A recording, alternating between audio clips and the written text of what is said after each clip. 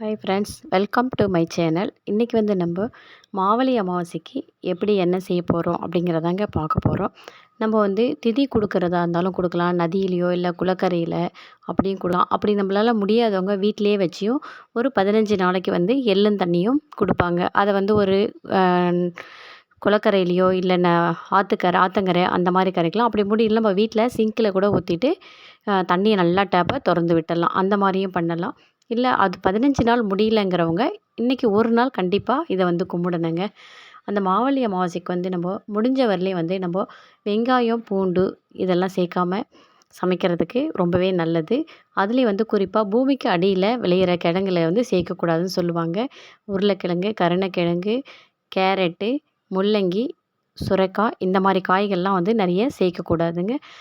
நாங்கள் மேக்ஸிமம் எப்போவுமே வந்து பருப்பு மட்டும்தான் கடைவோம். இன்றைக்கி கொஞ்சம் முருங்கைக்காய் சாம்பார், வெங்காயம் போடாமல் வச்சோம். பருப்பு பாயாசம், அமாவாசைக்கு ஜவ்வரிசி பாயாசத்தை விட பருப்பு பாயாசம் ரொம்ப நல்லது. வாழைக்காய் வறுவல், வாழைக்காய் ரொம்ப ரொம்ப இம்பார்ட்டன்ட்ங்க.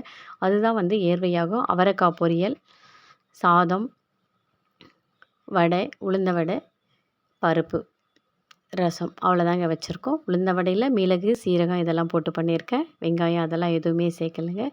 இந்த மாதிரி பண்ணுறது ரொம்ப நல்லது. ஒரு சிலர் வந்து வெங்காயம் இதெல்லாம் சேர்ப்பாங்க. அது அவங்களுடைய முறை. அதெல்லாம் சேர்க்காம பண்ணுறது ரொம்ப நல்லது.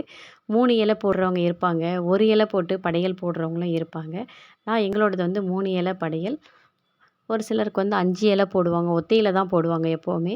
அந்த இலையெல்லாம் படையெல்லாம் போட்டு முடிச்சுட்டு காக்காவுக்கு வச்சுட்டு அதுக்கப்புறம் தாங்க நம்ம சாப்பிட்ணும். காக்காவுக்கு எதுக்காக நம்மளுடைய முன்னோர்கள் வர்றதா ஒரு ஐதீகம். அந்த காக்கா வந்து எடுத்ததுன்னா நம்மளுடைய பாட்டியோ தாத்தாவோ அந்த மாதிரி எடுத்துதாங்க. வரலையும் சிலருக்கு அன்னதானம் பண்ணால் ரொம்ப நல்லது. அப்படி இல்லைன்னா வந்து நம்ம அகத்திக்கீரை கட்டு பசுக்கு கொடுத்தா ஒரு 1000 பேருக்கு அன்னதானம் கொடுத்ததா சமங்க. நம்மளால் சாப்பாடு போட முடியல அப்படின்னும்போது இந்த மாதிரி சின்ன சின்ன தானங்கள் செய்யலாங்க. இந்த வீடியோ உங்களுக்கு பிடிச்சிருந்தால் மறக்காமல் சப்ஸ்கிரைப் பண்ணுங்கள், ஷேர் பண்ணுங்கள். தேங்க்யூ.